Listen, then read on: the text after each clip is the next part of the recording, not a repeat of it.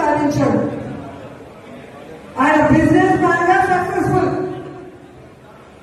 ఆయన family man గా successful, ఆయన సీఎం గా సక్సెస్ఫుల్.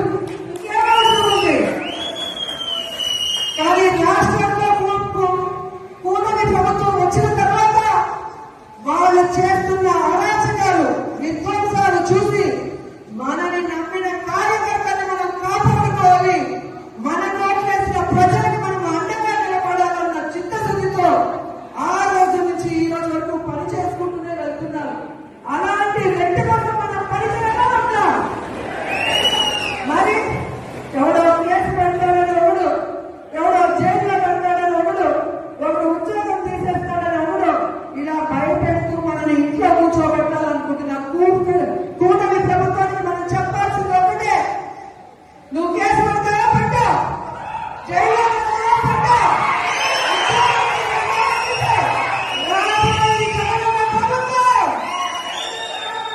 కేసులు పెట్టడానికి, విధ్వంసాలు సృష్టించడానికి వడ్డీతో సహా ఇచ్చేస్తాం. ఉద్యోగాలు పోయిన వాళ్ళందరికీ కూడా గుడ్ బుక్ లో పేరు వేసి వాళ్ళకు ఉద్యోగాలు వస్తాయి. ఎవరైతే ప్రభుత్వంలో ఇబ్బంది పడ్డారో ఆ ఇబ్బందుల నుంచి వాళ్ళకి బయటపడేసి వాళ్ళకి ఫస్ట్ ప్రయారిటీ ఇస్తామని కూడా ఈ సందర్భంగా తెలియజేసుకుంటున్నాం. ఇప్పటికే జగన్మోహన్ రెడ్డి గారు ప్రకటించిన విధంగా రైతులకి అండగా రాష్ట్ర వ్యాప్తంగా మొన్ననే పోరాటం జరిగింది.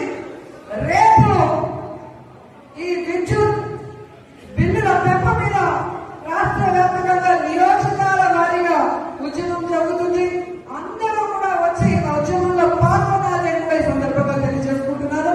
అలాగే జనవరి 3వ తేదీ విద్యార్థుల కోసం ఫీజు రియంబర్స్మెంట్ కోసం జగనన్న పిలుపునిచ్చాడు.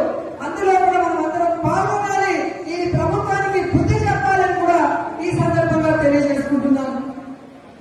ఎందుకంటే మనం సైలెంట్ గా ఉంటే పచ్చ ఛానల్లో అబద్ధాలు చెప్పడం తప్ప ఇంకోటి చేయదు. ప్రజలు ఎలా ఇబ్బంది పడుతున్నారు, విద్యార్థులు ఎలా మోసపోయారు, మహిళలు ఎలా కన్నీళ్లు పెడుతున్నారో రాష్ట్రం అంతా తెలియాలి. ఒక ఉద్యమంగా ఈ కూటమి ప్రభుత్వాన్ని ముంచేయాలని కూడా ఈ సందర్భంగా తెలియజేస్తున్నారు. ఈరోజు